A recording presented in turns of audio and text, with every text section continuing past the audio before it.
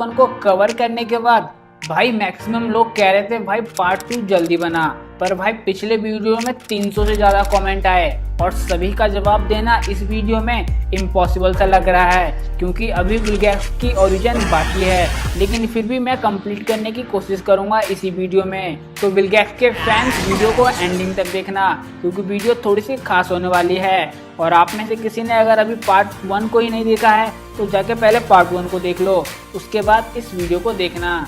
तुमने मुझे कभी ठीक तरह से हराया नहीं, क्योंकि तुम में इतनी हिम्मत ही नहीं थी।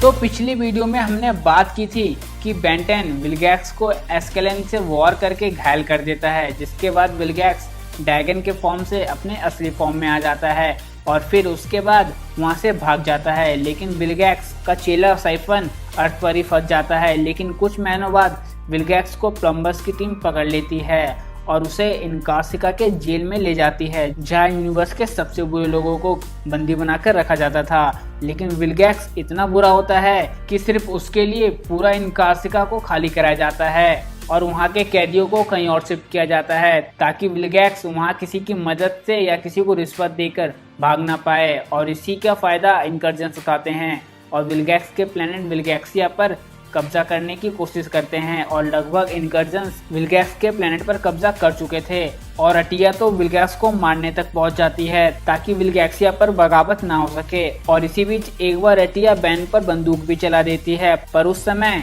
विलगैक्स बैन के बीच में आकर बैन को बचा लेता है। पर विलगैक्स बैन के बीच में इसलिए आता है ताकि उस गन से निकले फायर की मदद से वो अपने हथकड़ी को तोड़ सके। और हथकड़ी टूटते ही विलगैक्स थोड़ी देर बाद बैन को शॉक वेव देकर बेहोश करता है और वहां से भाग जाता है। और जैसे ही विलगैक्सिया पर यह खबर पहुंचती है कि विलगैक्स प्लम्बर्स की कैद से फरार हो चुका है, वैसे ही विलगैक्सिया पर बगावत शुरू हो जाती है और इनकर्जन्स को पीछे हटना पड़ता है, जिसके बाद विलगैक्सिया इनकर्जन्स से आजाद हो जाता है। पर विलगैक्स अब कुछ और प्लान कर रहा होता है और जो क्रोनोसेपियन टाइम बम उसे मॉल्टेन से मिला था उसका इस्तेमाल करने की सोचता है। और यॉन की मदद से विलगैक्स हर वो डायमेंशन में जाता है जहां बेन 10 एग्जिस्ट करता था और उस डायमेंशन के सभी बैन को इकट्ठा कर लेता है। और जिस डायमेंशन में बैन विदाउट ऑमनिट्रिक्स एग्जिट करता था, उस डायमेंशन में विलगैक्स हर डायमेंशन के बैन को डिस्ट्रॉय कर देता है क्रोनोसेपियन टाइम बॉम्ब की मदद से। और यहाँ बच जाता है वो बैन जिसके पास ऑमनिट्रिक्स नहीं होती है।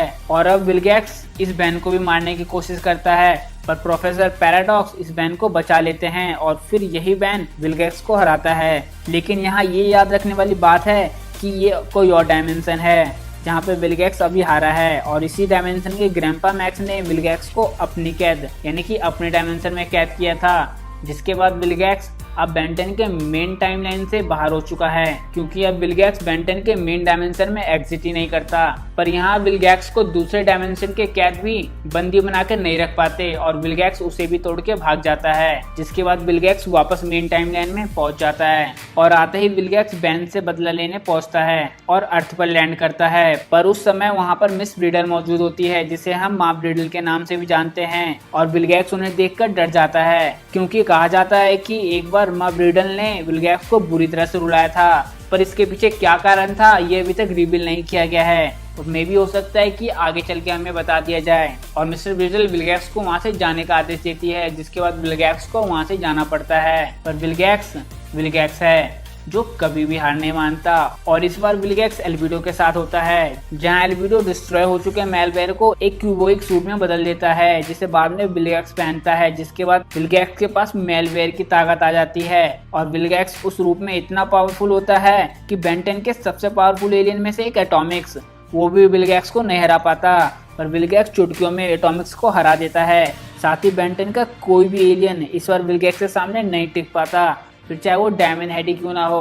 पर उसी समय स्कर्ट दोबारा बेन 10 की ऑमनिट्रिक्स से जुड़ जाता है और स्कर्ट की मदद से बेन बड़ी मुश्किल से विलगैक्स को हरा पाता है। पर इस बार विलगैक्स बुरी तरह से घायल हो जाता है और स्कर्ट तो ये भी कहता है कि विलगैक्स अब मर जाएगा, और यही होता है। और लास्ट में विलगैक्स स्पेस में बुरी तरह घायल दिखाई देता है, जिसके अंदर से मे बी मेलवेयर बाहर निकल रहा था। और यहाँ एक बड़ा सवाल उठता है कि क्या विलगैक्स मर चुका है। पर अगर हम सोचे थोड़ा तो हमें विलगैक्स एक बार और दिखाई देता है। जब बेंटन फ्यूचर में जाता है, वहाँ विलगैक्स एक कैद में डिस्ट्रॉय पड़ा होता है जिसका नाम VX-001 होता है, पर डॉक्टर एनिमो विलगैक्स को वहाँ से दोबारा छुड़ा लेता है और विलगैक्स के DNA को दोबारा असेंबल कर देता है, जिसके बाद विलगैक्स हमें बेंटन 1000 से लड़ते हुए दिखता है।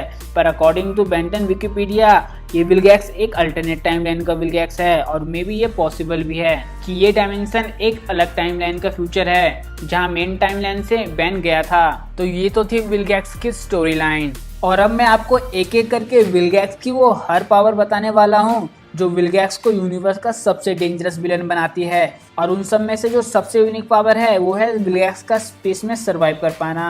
विलगैक्स स्पेस में बिना कोई परेशानी के सरवाइव कर सकता है। साथ ही विलगैक्स रेडियो एक्टिव प्लेनेट पर भी विलगैक्स सरवाइव कर सकता है। यहाँ तक कि विलगैक्स पानी तक में सरवाइव कर सकता है और विलगैक्स पर फायर का भी कोई असर नहीं पड़ता। और अगर विलगैक्स चाहे तो वो बिना थके लगातार लड़ सकता है। विलगैक्स के पास इतना ज़्यादा स्टेमिना है। साथ ही विलगैक्स अपनी आंखों से एनर्जी ब्लास्ट भी कर सकता है और विलगैक्स की सुनने की क्षमता इतनी ज़्यादा है कि वो कई किलोमीटर दूर से ही धीमे से धीमी आवाज़ सुन सकता है और अपनी मसल्स को कई गुना इंक्रीज कर सकता है। साथ ही बहुत लंबी जंप लगा सकता है, इतनी लंबी जंप कि वो स्टिंग फ्लाई जैसे एलियन को आसानी से पकड़ ले। और विलगैक्स इतनी तेज उड़ सकता है कि वो बैन के सबसे फास्टेस्ट एलियन जेटरे को भी, जो हाइपर स्पीड जंप कर सकता है, उसे भी आसानी से हरा दे। इसके अलावा विलगैक्स के पास खुद की सुपर स्वार्ड है, यानी कि खुद की एक ऐसी तलवार है जो बहुत ज्यादा पावरफुल है, जिसे हमने सबसे पहली बार बेंटन क्लासिक में देखा था जब विलगैक्स इस तलवार की मदद से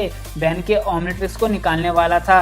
और ठीक इसके बाद ये तलवार हमें बेंटन एलियन फोर्स में दिखती है और इसी तलवार की मदद से विलगैक्स क्रोमास्टोन को डिस्ट्रॉय कर देता है। और द फाइनल बैटल पार्ट 2 में जब विलगैक्स के शिप के साथ विलगैक्स तबाह हो जाता है, तब विलगैक्स अपने स्क्विड फॉर्म में आ जाता है, जिसके बाद विलगैक्स की तलवार खो जाती है। पर ये तलवार हमें एक बार और तब दिखती है जब विलगैक्स मेलगैस बना हुआ था और तब इस तलवार की पावर और बढ़ जाती है। इसके अलावा विलगैक्स के पास रूबी रे है, जिसके सामने ना ही अल्टीमो टिक सकता था और ना ही ह्यूमंगासौर। और ये रूबी रे इतनी पावरफुल है कि अगर इसके लेजर में कोई फंस जाए तो उसका बाहर निकलना नामुमकिन सा हो जाता है। साथ ही विलगैक्स के पास शील्ड ऑफ सैगल है, जिसे भेद पाना किसी के बस की बात नहीं है। फिर चाहे वो लेजर हो या जेटरे की न्यूरोशॉक बीम्स, कोई भी इस शील्ड को भेद नहीं सकता सिवाय डायमंड हेड के क्रिस्टल के, जो इस शील्ड की कमजोरी है। पर ये तीनों विलगैक्स की तलवार, रूबी रे और शील्ड ऑफ सैगल विलगैक्स से खो जाते हैं तो फाइनल बैटल पार्ट 2 के बाद।